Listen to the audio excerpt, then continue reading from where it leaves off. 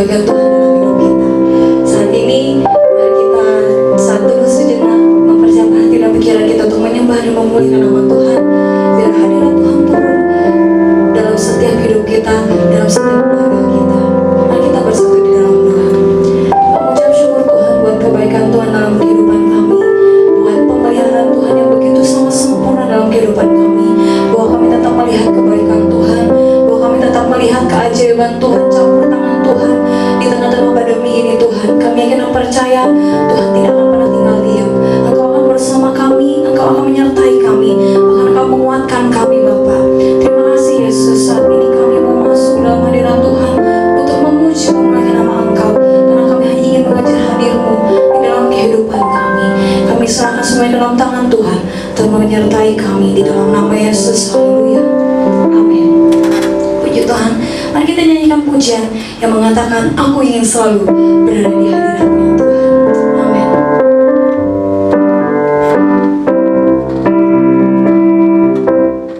Aku ingin selalu berada di hadirat-Mu. Aku ingin selalu berlindung dalam nama-Mu. Di bawah kepak sayap-Mu, Kau bawaku terbang tinggi, melintasi langit biru, bagaikan Raja Wali. Raja Wali, melintasi gunung tinggi, bagai Raja Wali, melintasi badai hidup. Di bawah kepak sayap-Mu, Kau bawaku terbang tinggi, melintasi langit biru, bagaikan Raja Wali. Bagai Raja Wali, bagai Raja Wali, melintasi gunung tinggi, bagai Raja Wali, melintasi badai hidup. Di bawah kepak sayap-Mu, Kau bawaku terbang tinggi, melintasi langit biru, bagaikan Raja Wali. Melintasi langit biru, bagaikan Raja Wali. Melintasi langit biru, bagaikan Raja Wali. Amin. Puji Tuhan. Beri kemuliaan yang meriah untuk Tuhan kita. Hanya di dalam hadirat-Nya Tuhan membawa kita ke tempat yang paling tinggi bersama Dia. Amin. Karena hanya di dalam naungan Dia kita aman. Di dalam hadirat-Nya kita menerima sukacita. Terima kasih. Mari kita nyanyikan pujian yang untuk menyembah dan memuliakan nama Tuhan, memuliakan nama Dia, masuk dalam hadirat Tuhan lebih dalam lagi. Bahwa hanya dekat padamu itulah menjadi kerinduan hidup kami Bapa. Dekat padamu itu rinduku.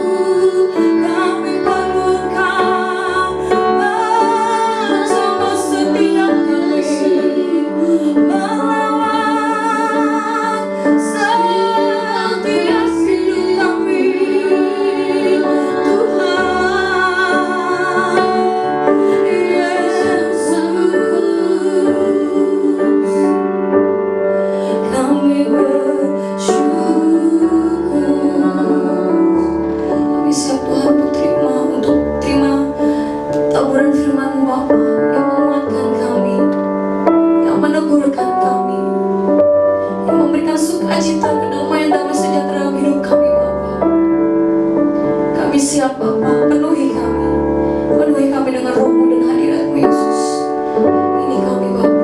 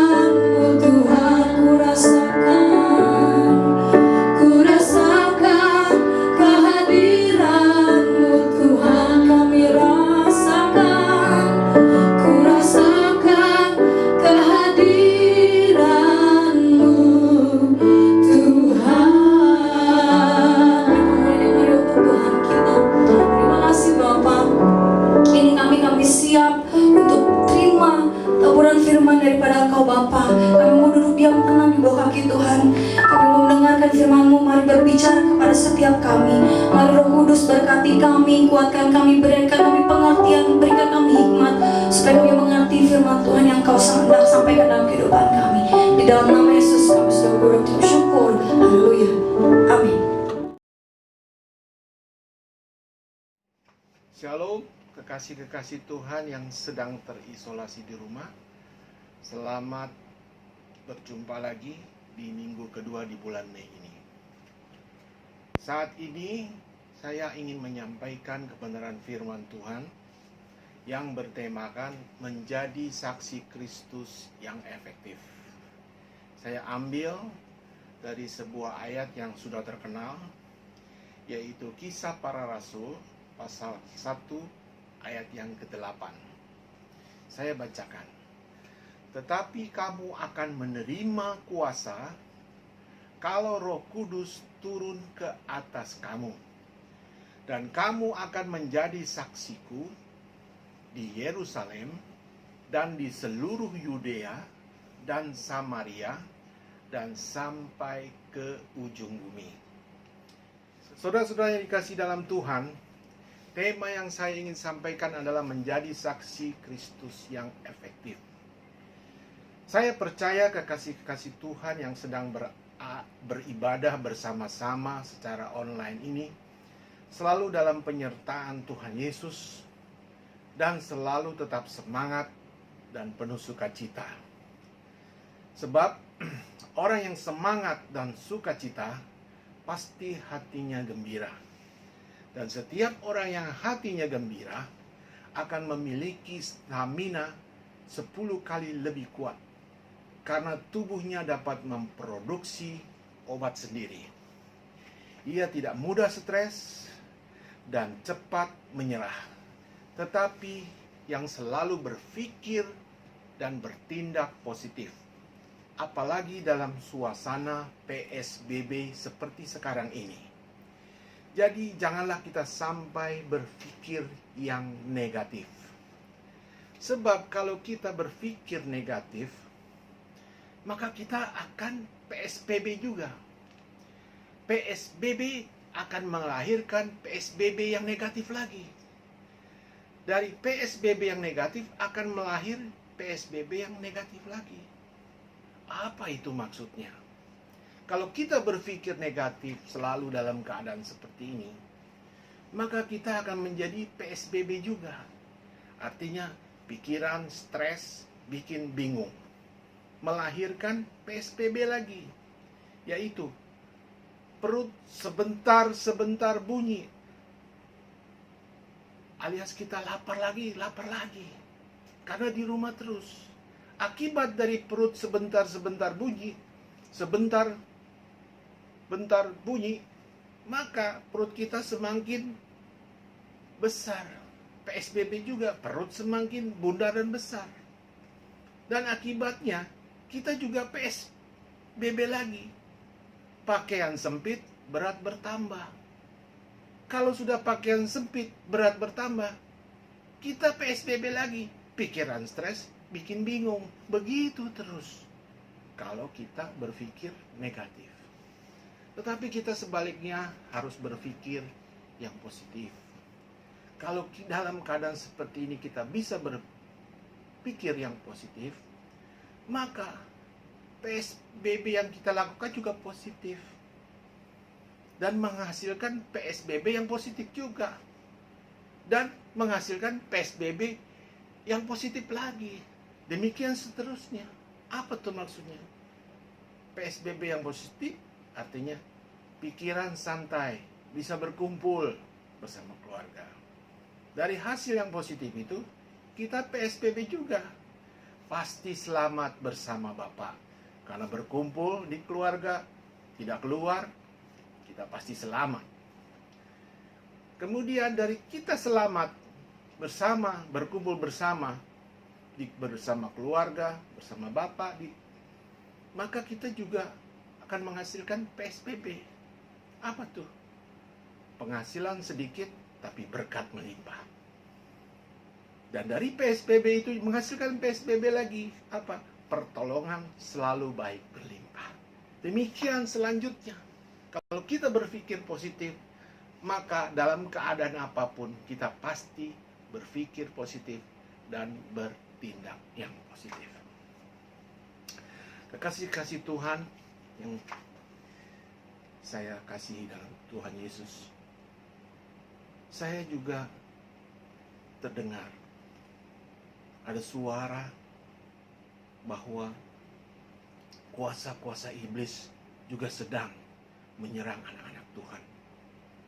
Sehingga iblis pun juga berbicara sama Yesus.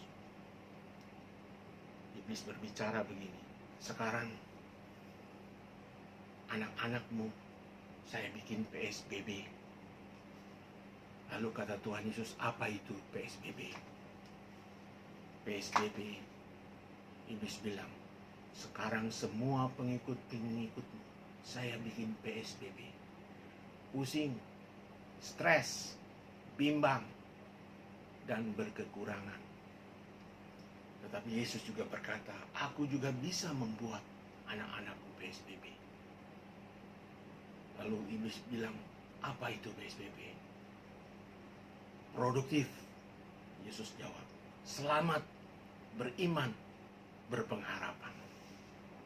Iblis juga nggak mau kalah. Kalau begitu, pengikut-pengikutmu sekarang juga saya bikin PSBB. Lalu Yesus berkata, apa itu PSBB? Iblis menjawab, pengikutmu sekarang bubar, bercerai. Tapi Yesus juga berkata, tidak, aku juga bikin pengikutku PSBB. Iblis bilang apa? Pengikutku senantiasa berjaga dan berdoa. Lalu iblis tidak mau kalah lagi. Saya juga mau membuat pelayan-pelayanmu yang dulu rajin melayani, aku bikin PSBB. Apa kata Tuhan PSBB itu?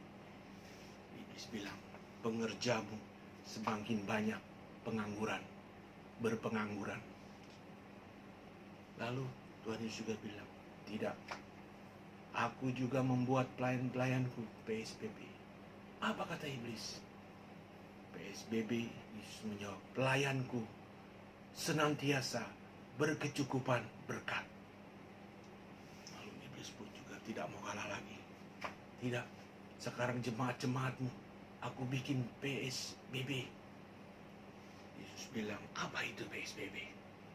Pengikutmu, kata iblis, pengikutmu PSBB, pengikutmu sekarang berhenti beribadah di gereja. Lalu Yesus bilang kepada iblis, tidak, aku juga membuat pengikut-pengikutku sekarang PSBB. Iblis balik bertanya, apa itu PSBB?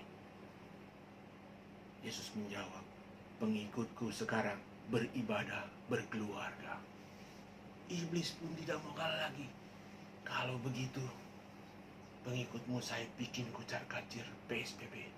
Yesus bilang, apa itu PSBB? Iblis menjawab, pengikutmu saya buat berantakan. Tapi Yesus berkata, tidak, pengikutku aku juga buat PSBB. Iblis menjawab, apa itu PSBB maksudmu Yesus? Tuhan Yesus bilang, PSBB, pengikutku selalu berkemenangan bersamaku. Saudara yang kasih dalam Tuhan, ini hanya intermezzo, supaya saudara berpikir positif, tidak stres, sebelum kita masuk ke dalam firman. Mari sekarang kita kembali kepada firman. Dikatakan dalam 1 Kisah Para Rasul ayat 8. Yang tadi dikatakan, kamu akan menerima kuasa kalau Roh Kudus itu turun kepadamu. Dan kamu akan menjadi saksiku di Yerusalem, di Yudea, di Samaria, sampai ke ujung dunia. Di dalam ayat ini ada mengandung 2 hal yang sangat mendasar agar kita menjadi seorang saksi yang efektif. Apa itu 2 hal yang mendasar? Yang pertama adalah hidup yang dipimpin Roh Kudus. Dan yang kedua adalah setia sampai akhir. Tanpa ada kedua hal yang mendasar ini, kemungkinan kita tidak efektif menjadi saksinya. Bahkan kemungkinan di antara kita sering ada yang menjadi batu sandungan bagi orang lain. Dan orang itu sulit membuka hatinya untuk menerima dan percaya kepada Yesus. Seorang percaya harus bisa mempertahankan dirinya sebagai saksi hidup yang memancarkan terang Tuhan di sepanjang hidupnya. Saya ibaratkan seperti kabel listrik yang di ujungnya terdapat bohlam. Dan apabila ujung kabel yang satunya lagi disambungkan ke sumber listrik, maka bohlam itu akan menyala terang. Demikian pula kita yang percaya, jika terhubung dengan sumbernya, maka kita pun dapat memancarkan terang Tuhan. Sehingga orang lain melihat terang Tuhan itu menjadi percaya. Tetapi jika seuntai kabel itu tidak disambungkan kepada sumber listriknya, maka bohlam itu tidak dapat terlihat terang. Sekalipun bohlam itu ada, tetapi bohlam itu mati. Atau jika kabel itu ada yang terputus atau patah di tengah-tengah, kabel itu terhubung dengan listriknya, maka bohlam itu pun tidak akan memancarkan terangnya. Ilustrasi ini saya sampaikan mewakili kedua hal yang mendasar seperti yang saya sebutkan tadi. Sumber listrik itu adalah Roh Kudus, dan kabel itu adalah kesetiaan kita sampai akhir. Kedua hal ini yang sangat penting buat setiap orang percaya. Sedangkan bohlam yang menyala adalah merupakan bukti bahwa diri kita adalah seorang saksi yang efektif. Sehingga orang lain dapat melihat terang Tuhan, menjadi percaya melalui kesaksian kehidupan kita. Firman yang tertulis dalam Kisah Para Rasul 1 ayat 8 tadi, yang dikatakan, tetapi kamu akan menerima kuasa kalau Roh Kudus turun ke atas kamu. Dan kamu akan menjadi saksiku di Yerusalem dan di seluruh Yudea dan Samaria dan sampai ke ujung bumi. Ayat ini menegaskan seorang saksi membutuhkan Roh Kudus. Sehingga seorang saksi memiliki kuasa, keberanian, dan kekuatan. Selain itu, firman-Nya juga menegaskan bahwa seorang saksi harus berkelanjutan, terus-menerus bersaksi, mulai dari Yerusalem, Yudea, Samaria, sampai ke ujung bumi. Hal ini berarti seorang saksi harus setia sampai akhir. Sampai akhir hidupnya, dia harus setia. Seorang saksi yang efektif bukan dilihat dari golongan mana ia datang, atau dari kalangan orang-orang tertentu, apakah ia orang yang terkenal atau terhormat, atau yang terhebat, ataupun dari kalangan yang minoritas. Tetapi seorang saksi dilihat dari kesetiaan dan ketulusan hatinya.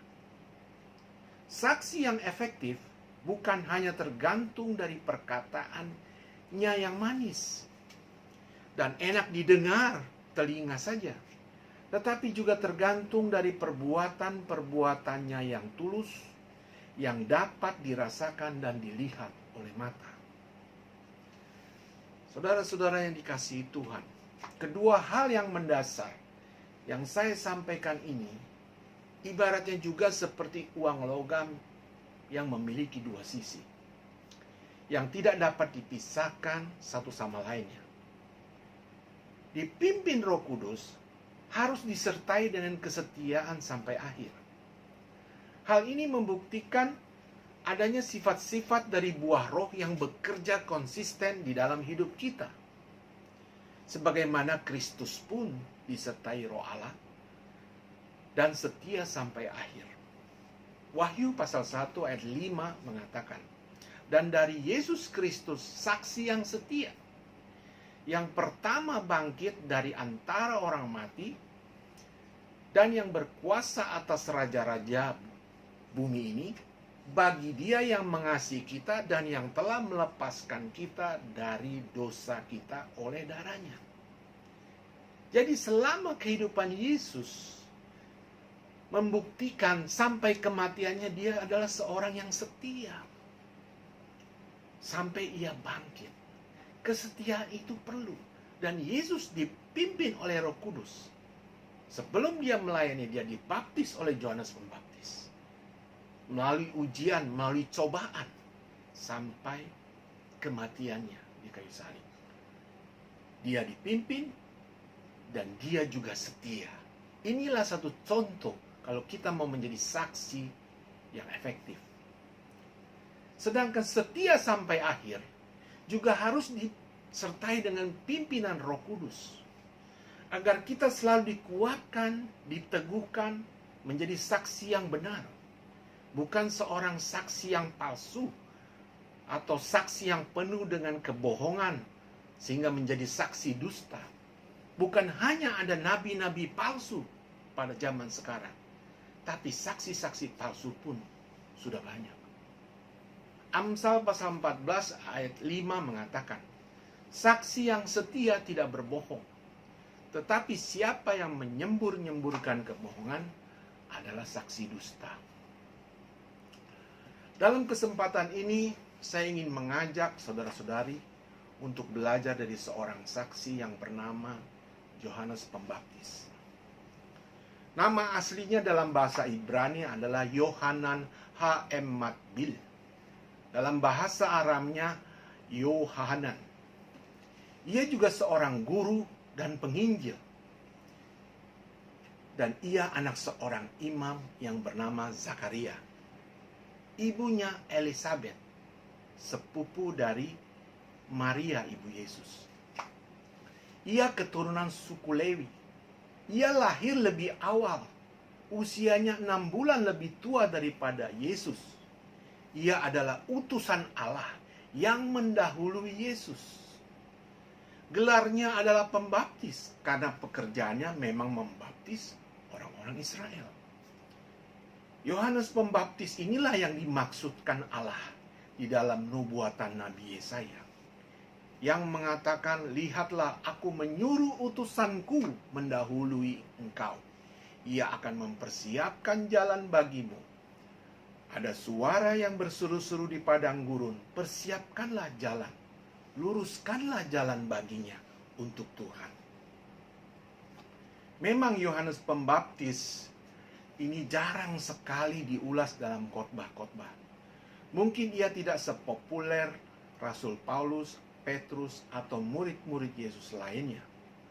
Peristiwa hidup Yohanes Pembaptis memang tidak terlalu banyak dicatat dalam Alkitab. Kita hanya dapat mengetahui pada saat ia dalam kandungan ibunya Elizabeth, dan pada saat ia membaptis Yesus, dan pada saat akhir hidupnya yang ditangkap oleh Herodes dan dihukum penggal. Jadi kalau direnungkan sepintas, catatan Yohanes Pembaptis ini tidak terlalu menjadi pusat perhatian kita. Sekalipun ia tidak sepopuler murid-murid Yesus ataupun nabi-nabi lainnya, namun sesungguhnya ia adalah seorang saksi yang besar. Karena Yesus sendiri yang mengatakan di dalam Matius pasal 11 ayat 11, "Aku berkata kepadamu, sesungguhnya di antara mereka yang dilahirkan oleh perempuan tidak pernah tampil seorang yang lebih besar daripada Yohanes Pembaptis." Pernyataan Yesus inilah memberikan bahwa Yohanes Pembaptis adalah utusan Allah yang terbesar dan yang terakhir sebelum Kristus membuktikan dirinya mengalahkan maut dan adalah Tuhan yang hidup. Jika kita percaya bahwa Yesus Kristus adalah jalan dan kebenaran dan hidup, di dalam Yohanes pasal 14 ayat 6 mengatakan demikian, maka kita pun seharusnya mengakui bahwa Yohanes Pembaptis adalah utusan dan saksi Allah yang mempersiapkan jalan untuk menuju ke jalan dan kebenaran dan hidup itu. Itulah sebabnya kita perlu dibaptis selam, sebagai bukti bahwa kita percaya dan telah menerima Yesus Kristus sebagai Tuhan dan Juru Selamat. Saudara-saudara yang dikasihi Tuhan, Yohanes Pembaptis adalah seorang saksi yang efektif. Sebab ia adalah seorang yang dipimpin Roh Kudus, bahkan sejak ia masih dalam rahim ibunya. Dan ia juga seorang yang setia sampai akhir hidupnya. Sekalipun di akhir hidupnya, ia harus berhadapan dengan peristiwa yang sangat tragis, yaitu dihukum penggal oleh Raja Herodes Antipas. Dengan kedua hal yang mendasar ini yang dimiliki Yohanes Pembaptis, sehingga ia menjadi seorang utusan saksi Allah yang besar dan efektif. Kita pun sebagai orang-orang yang sudah diselamatkan, seharusnya juga dapat menjadi saksi-saksi yang efektif seperti Yohanes Pembaptis. Kita harus hidup dipimpin oleh Roh Kudus dan mampu setia sampai akhir. Sekarang yang menjadi pertanyaannya buat kita adalah, apakah yang harus kita lakukan agar memiliki kedua hal yang mendasar tadi, yaitu hidup dipimpin Roh Kudus dan setia sampai akhir. Sehingga kedua hal yang mendasar itu membentuk perilaku dan karakter kita sebagai saksi Kristus yang efektif, seperti yang telah Yohanes Pembaptis saksikan. yang harus kita lakukan sebagai seorang saksi Kristus adalah setia. Setia terdiri dari 5 huruf. S, E, T, I, dan A. Setia. Apa yang dimaksud dengan kata setia itu? Mari sekarang kita masuk ke dalam inti firman, supaya saudara bisa menjadi saksi-saksi yang efektif. Mari kita baca Yohanes pasal 1 ayat 6. Di sini dikatakan, datanglah seorang yang diutus Allah, namanya Yohanes. Yohanes adalah anak seorang imam. Dia anak seorang imam. Kalau ibaratnya sekarang, anak seorang gembala, anak seorang pendeta. Ia adalah seorang guru, si Yohanes Pembaptis ini, dan juga penginjil. Kok dia mau diutus ke padang gurun, tempat yang tandus, tempat yang tidak nyaman, terik, panas, kotor, berdebu, kering. Di padang gurun tidak ada peralatan pengeras suara, tidak ada tenda untuk berteduh. Lalu ia berseru-seru dengan suara kencang. Mungkin juga dia berteriak sekeras-kerasnya. Tetapi ia tetap setia melakukan pelayanan Tuhan. Dimanapun ia diutus, sekalipun di tempat yang tidak nyaman. Saudara-saudari yang dikasihi dalam Tuhan, kita kadang-kadang sebagai pelayan-pelayan Tuhan selalu memilih pelayanan. Ini enak, tidak enak. Tetapi Yohanes membuktikan bahwa dia tidak memilih-milih pelayanan, sekalipun di tempat yang tidak nyaman. Saudara-saudari yang dikasihi Tuhan, kita juga tentu percaya apa yang firman Tuhan katakan. Seperti yang tertulis dalam Roma pasal 10 ayat 13. Sebab barang siapa yang berseru kepada nama Tuhan akan diselamatkan. Tetapi yang menjadi masalah dan yang sering tidak kita perhatikan adalah di ayat-ayat selanjutnya. Yaitu di ayat Roma pasal 10 ayat 14 dan 15. Dikatakan begini.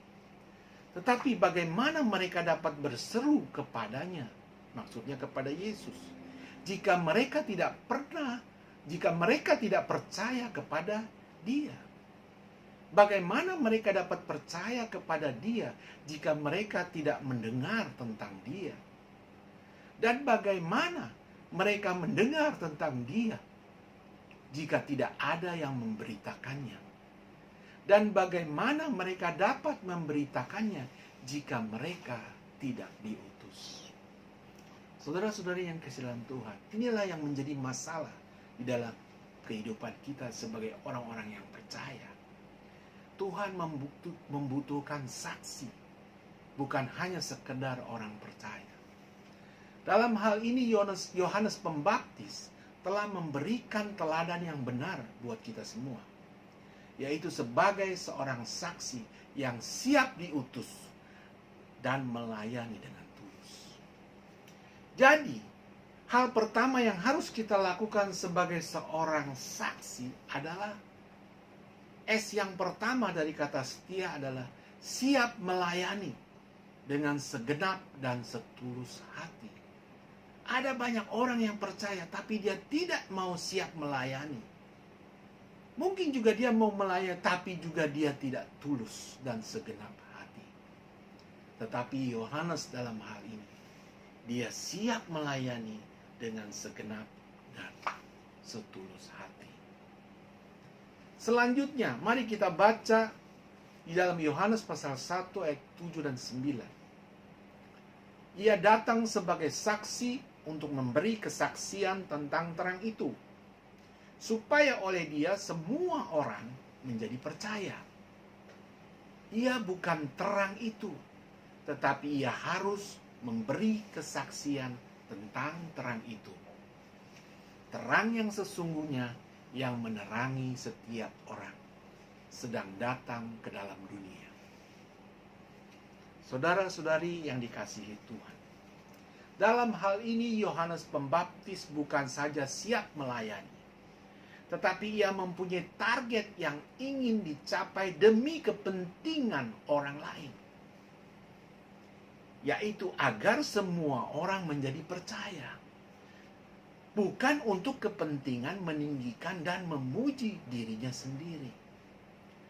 Tugas pelayanannya ia fokuskan hanya kepada Allah yang mengutus dia.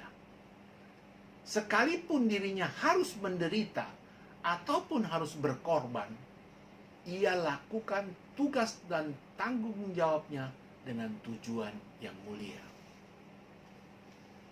Ini adalah satu teguran buat setiap kita yang melayani Tuhan.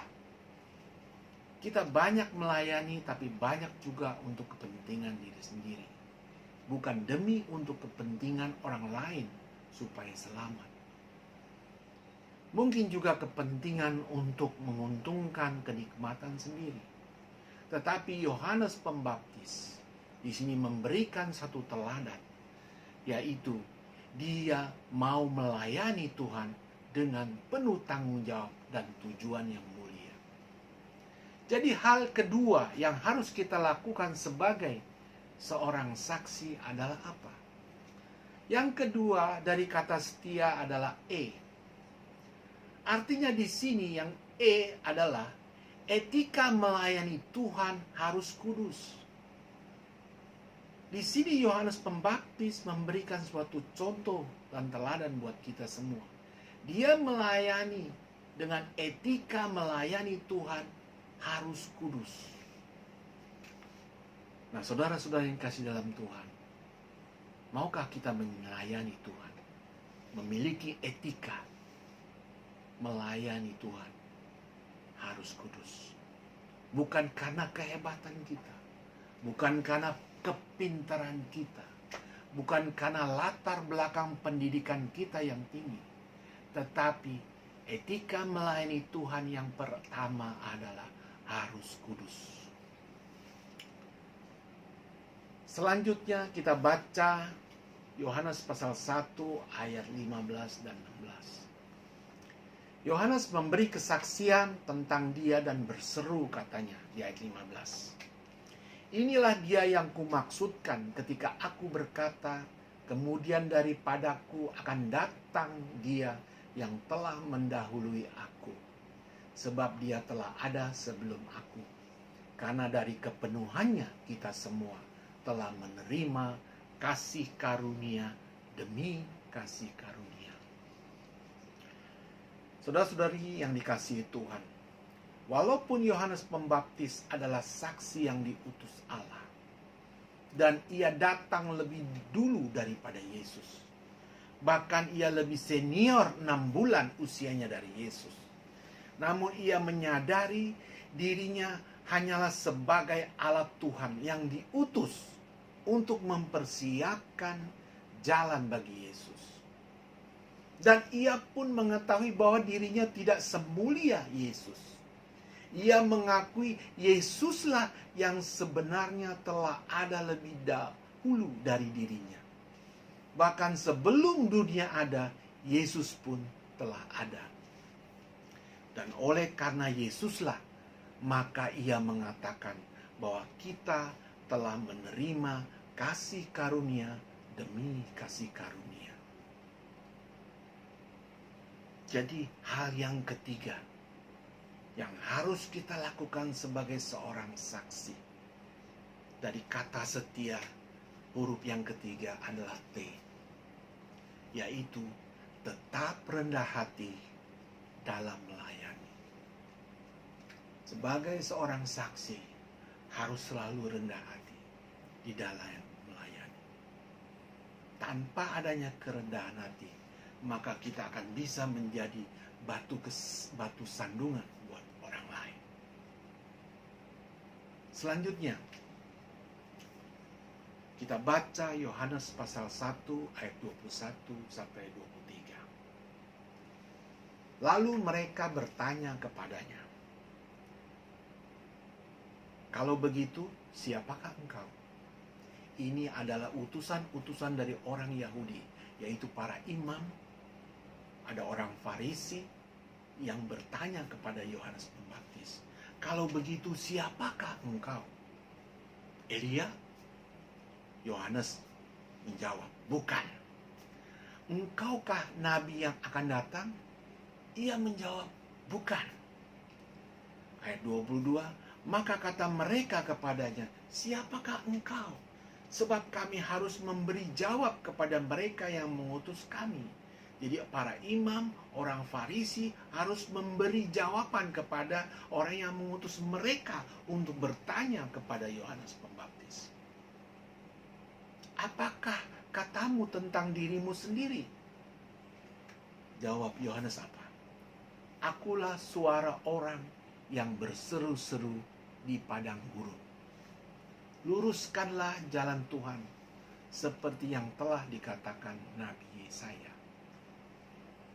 Dalam hal ini Yohanes Pembaptis tidak meninggikan dirinya dan mengaku sebagai Elia, sekalipun ia mengerti maksud dari nubuat Nabi Yesaya, bahwa dirinya adalah Elia yang akan datang sebelum Yesus datang ke dunia. Tetapi ia lebih menekankan jawabannya tentang siapa dirinya dengan tugas dan tanggung jawab yang sebenarnya ia lakukan, yaitu akulah suara orang yang berseru-seru di padang gurun. Luruskanlah jalan Tuhan seperti yang dikatakan Nabi Yesaya. Berarti Yohanes Pembaptis pun tahu apa yang dinubuatkan Nabi Yesaya. Dan dia tahu bahwa dia sebenarnya adalah Elia yang diutus, yang dinubuatkan itu. Tetapi Yohanes menjawabnya dengan suatu tugas dan tanggung jawab yang sebenarnya yang ia lakukan. Jadi apa maksudnya? Hal keempat yang harus kita lakukan sebagai seorang saksi dari kata setia, huruf yang keempat adalah I, yaitu integritas seorang pelayan harus benar. Setiap kita yang melayani Tuhan, yang diberikan kepercayaan dan kehormatan melayani Tuhan, harus memiliki integritas. Sebagai seorang pelayan harus benar, harus bersikap teguh. Tanpa ini kita tidak menjadi seorang saksi yang efektif. Yang terakhir, kita baca Yohanes pasal 1 ayat 32 dan 33. Dan Yohanes memberi kesaksian, katanya, aku telah melihat roh turun dari langit seperti merpati, dan ia tinggal di atasnya. Dan aku pun tidak mengenalnya. Tetapi dia yang mengutus aku untuk membaptis dengan air telah berfirman kepadaku, jikalau engkau melihat roh itu turun ke atas seorang dan tinggal di atasnya, dialah itu yang akan membaptis dengan Roh Kudus. Saudara-saudari yang dikasihi dalam Tuhan, dalam hal ini Yohanes Pembaptis, sekalipun ia dipakai dan diurapi oleh Allah untuk mempersiapkan jalan bagi Yesus, ia pun tidak bertindak atau melakukan atas kemauan dan keinginannya sendiri. Ia pun juga tidak semaunya mengada-ada melayani dan membaptis orang dengan cara dan pikirannya sendiri. Semua yang ia lakukan berdasarkan dari apa yang diperintahkan dan dilihatnya dari Allah. Bahkan sampai akhir hidupnya pun, yang harus dipenggal kepalanya oleh Herodes, ia tetap setia dan berserah total kepada Allah. Jadi hal yang kelima, terakhir, yang harus kita lakukan sebagai seorang saksi dari kata setia adalah huruf A, yaitu andalkan kuasa Roh Kudusnya dalam melayani. Saudara-saudari yang dikasihi Tuhan Yesus, hidup yang efektif bukan berarti harus berhasil dulu. atau harus sukses dulu, atau harus punya posisi jabatan dulu, atau harus memiliki kekayaan dulu, baru dikatakan hidup saya bisa efektif. Ada banyak orang di dunia ini yang sudah berhasil dan sukses, sudah memiliki jabatan tinggi, sudah kaya raya, dengan berbagai harta yang bertebaran di mana-mana. Tetapi kehidupannya kacau, keluarganya berantakan, hidupnya pun penuh dengan kekhawatiran, stres, depresi, penuh kepalsuan, kebencian, dendam, kesombongan, keserakahan, dan berakhir dengan penyesalan diri, bahkan sampai kehancuran nama baik dirinya sendiri, dan sampai mengalami kebinasaan. Apakah hal yang seperti ini dapat dikatakan sebuah hidup yang efektif?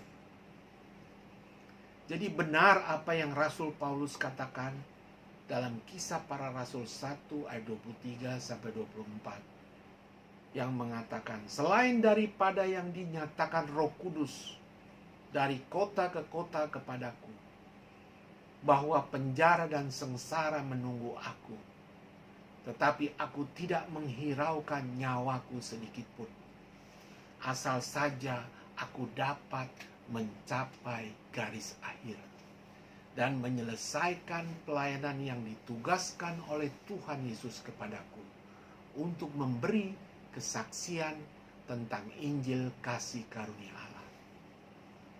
Luar biasa. Hidup ini bukanlah seperti perlombaan, suatu cabang olahraga, yang mana kalau kita menjadi juara pertama, baru dikatakan kita berhasil. Dan kalau tidak juara pertama, berarti kita gagal. Hidup sebagai orang percaya tidaklah selalu harus sukses dulu, atau harus punya jabatan dulu, ataupun harus diberkati dulu, baru dikatakan berhasil dan efektif. Tetapi orang percaya yang berhasil menyelesaikan pertandingan hidupnya sampai garis akhir dengan baik, ialah sesungguhnya yang paling efektif. Kiranya firman Tuhan ini memberkati saudara-saudari dan merubah cara pandang hidup sebagai orang percaya kepada Kristus, sehingga menjadikan kita semua saksi-saksinya yang setia dan efektif. Sekali lagi saya mengingatkan, setia. Saksi efektif harus setia.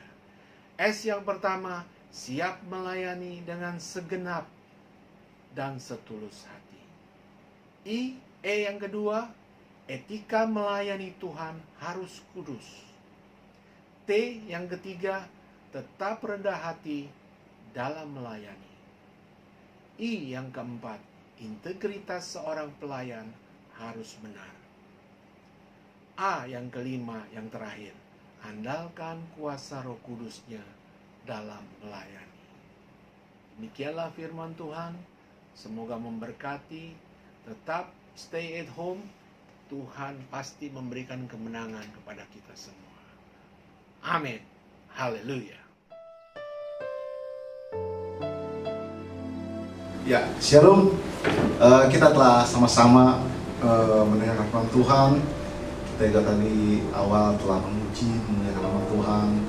Kiranya semua itu nama Tuhan dimuliakan.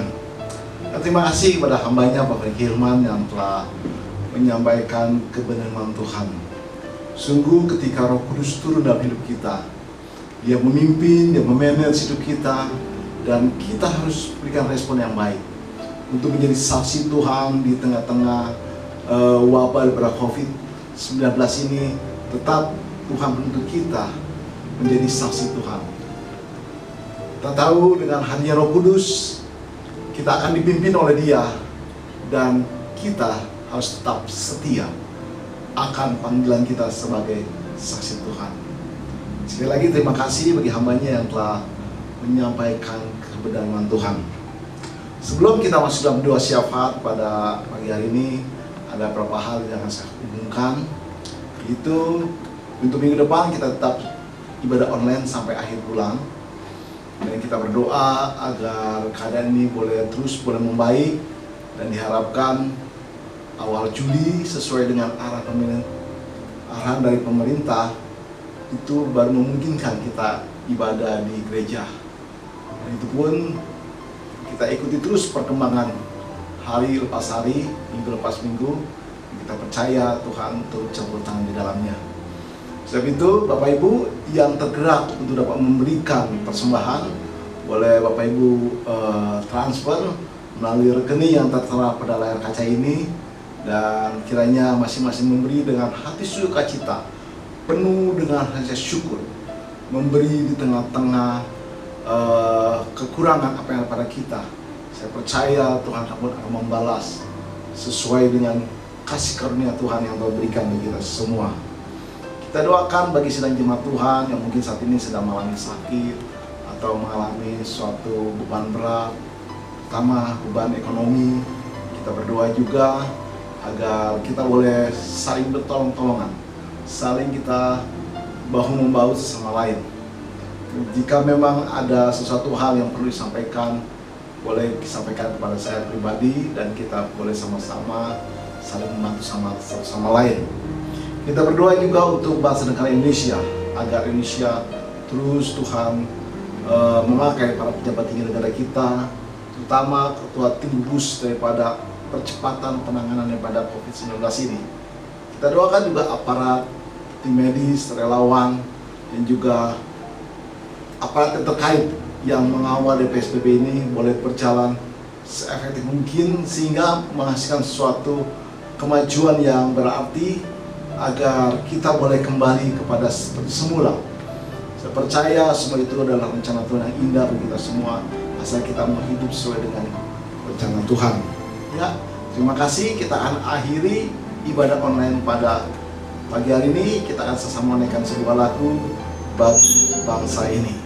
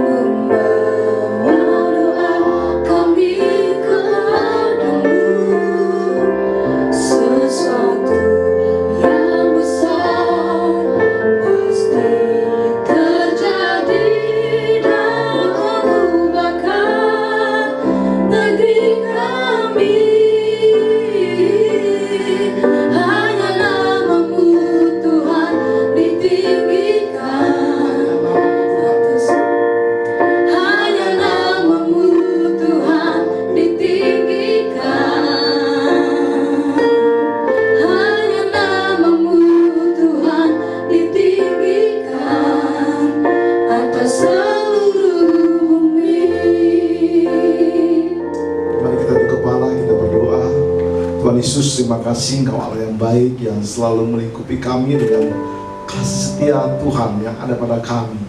Dalam perjalanan hidup kami mengarungi suatu badai yang begitu besar, yaitu badai COVID-19 ini Tuhan. Kami percaya akan perlindungan penyertaan daripada Engkau dalam kisah kehidupan kami saudara percaya. Biarlah Tuhan kami berdoa bagi bangsa kami Indonesia, lawat bangsa yang besar ini Tuhan. Juga lawat bagi seluruh umat manusia di muka bumi ini Tuhan, yang sedang sama-sama mengalami suatu wabah daripada COVID-19 ini Tuhan. Biarlah Tuhan tolong mampukan setiap pemerintah yang ada di muka bumi ini Tuhan, agar mereka berupaya, mereka saling menolong satu sama lain. Biarlah Tuhan pakai setiap para ilmuwan di bidang kedokteran Tuhan untuk dapat menemukan satu vaksin yang dapat mengatasi wabah COVID-19 Tuhan. Hamba percaya semua itu Tuhan akan berikan. Terima kasih Bapa. Kami berdoa khusus bagi bangsa Indonesia. Biarlah tanamkan kesadaran untuk pola hidup yang sehat Tuhan, untuk kami dapat menjaga jarak, memakai masker, dan juga kami terus dengan pola hidup sehat meningkatkan imunitas daripada kami semua Tuhan Yesus. Terima kasih Bapak, berdoa untuk tim gugus tugas, para relawan, tim medis, mereka yang terus berjuang garis depan dan garis belakang Tuhan. Hamba percaya semua itu apa yang mereka lakukan tidak akan pernah sia-sia. Terima kasih Bapa, biarlah mereka yang sedang mengalami perawatan, mereka sedang mengalami terus dalam pengobatan Tuhan, Tuhan pulihkan di dalam nama Tuhan Yesus. Hamba percaya kuasa kesembuhan-Mu boleh terjadi bagi kami semua Tuhan. Hamba berdoa untuk para aparat terkait Tuhan, TNI Polri yang terus mengawal program PSBB ini Tuhan, boleh seefektif mungkin Tuhan, agar program ini boleh mengalami kemajuan dan juga sebuah hasil yang bagus Tuhan Yesus. Terima kasih Bapa, biarlah boleh jangka waktu dekat ke depan, 1-2 bulan ke depan Tuhan, kami boleh bersama-sama kembali beribadah di dalam rumah-Mu Tuhan Yesus. Terima kasih Bapa, terima kasih. Biarlah Tuhan, hamba serahkan semua dalam tangan-Mu, dan kami umat-Mu siap menerima berkat-Mu.